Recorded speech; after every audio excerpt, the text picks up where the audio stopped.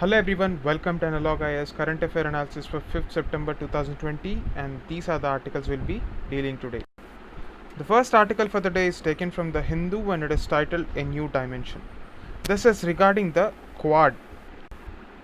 So this Quad grouping is a group of countries, namely Australia, India, Japan and US.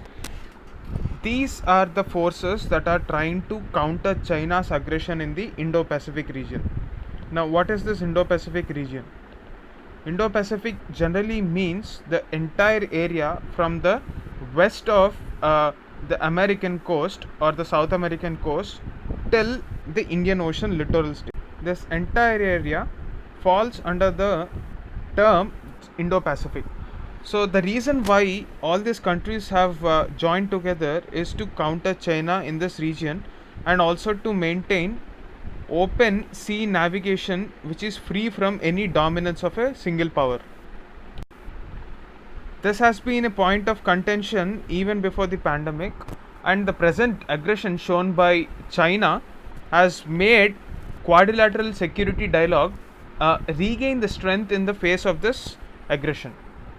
So the four foreign ministers of these countries, Australia, India, Japan and US, they are scheduled to meet in Delhi for the very first time. It is very important to note that this idea has gained strength since early 2020 because of the Beijing's role in COVID-19 pandemic and the manner in which it has attempted to hijack certain multilateral institutions like World Health Organization. So the way in which China handled this crisis shocked the world and cautioned the entire world to show the true light of how this Chinese regime can act. Not only WHO, even the International Civil Aviation Organization was also hijacked by China. So the four countries are also concerned about global supply chains. So before the pandemic, China was considered to be the factory of the world, and nearly 24 to 25% of the entire production globally happens in China. So China has been central for every kind of manufacturing activity, and this pandemic became a sort of a wake up call for the countries to reorient their supply chains. It is in this aspect countries like India, Vietnam, Philippines, Bangladesh become very important, because these are the countries where the companies from China can relocate and expand and diversify their global supply chains. Given this context, Chief of Defence Staff General Bipin Rawat commented that the Quad would be a great mechanism to ensure freedom of navigation operations. This is an interesting comment because if you take the case of Indian Navy hardly participates in patrolling activities. So until recently, not just within the Indian Ocean or outside it, there was no participation from Indian Navy as far as the patrolling activities are concerned. It was only recently that India conducted a patrolling activity with France. So given the present nature of Chinese aggression and also the border incursions at the LAC, India has definitely considered the importance of Quad as a counterbalancing mechanism for China. So this statement by the Chief of Defence Staff indicates that India is finally ready to take over China militarily, and it is ready to align with global powers like US. It is in this context you have to understand that this might not exactly solve the border problem as per the opinion of this author. At the same time, we have to take a look at what our foreign minister as well as our prime minister said with respect to the Indo-Pacific region and also with respect to the alliance that India was offered to enter. So if you take a look at Quad, India is the only country which shares boundary with China, and also it is the only country that is not in an alliance with the rest of the members. So with respect to the Indo-Pacific region, India wanted to contain the aggression of China by assuring that they look at Indo-Pacific as a geographical region but not a strategy to contain China. At the same time, our external affairs minister said that India is against joining any sort of an alliance and wants to maintain strategic autonomy.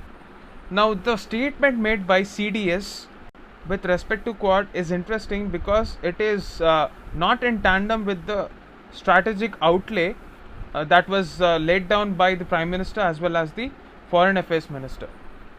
It is in this context we have to be very careful given the fact that we are sharing a boundary with China. We have to clearly delineate the consequences that our actions can take. That is the gist of this article. The second article is another dimension to containing China, and it is taken from the Hindu and it is titled Appropriate Strategy. So, this is regarding the recent ban on the Chinese apps. In July this year, the Indian government has banned 59 Chinese apps, which included some very popular apps like TikTok as well.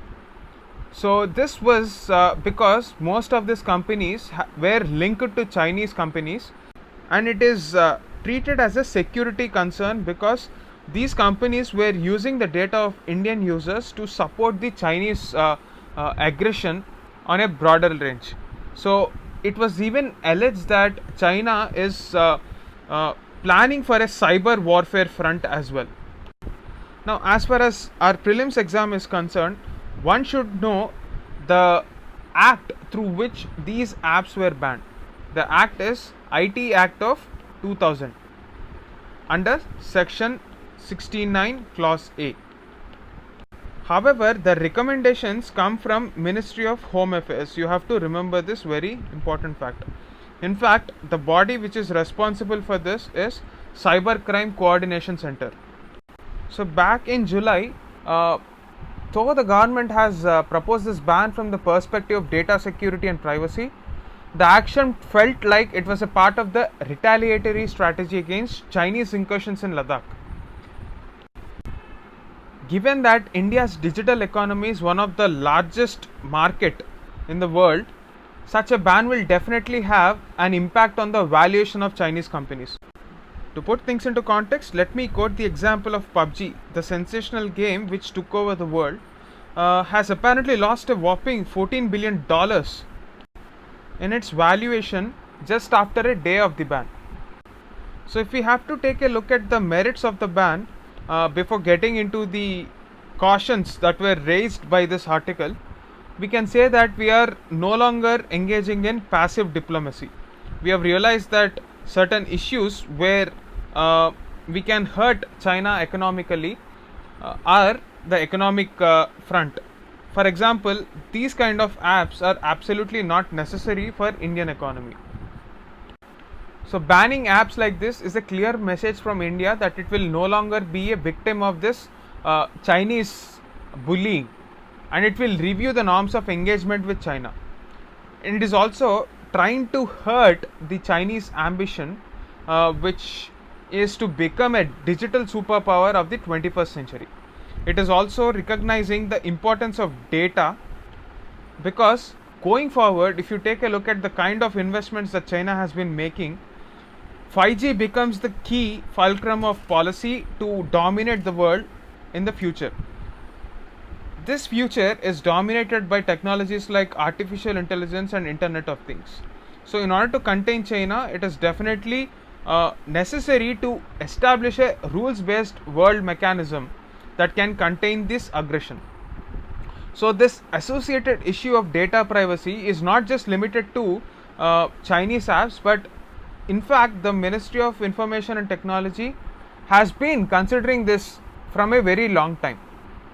In this context, the downside that this article shows is, the first one is there is a need for a data protection law.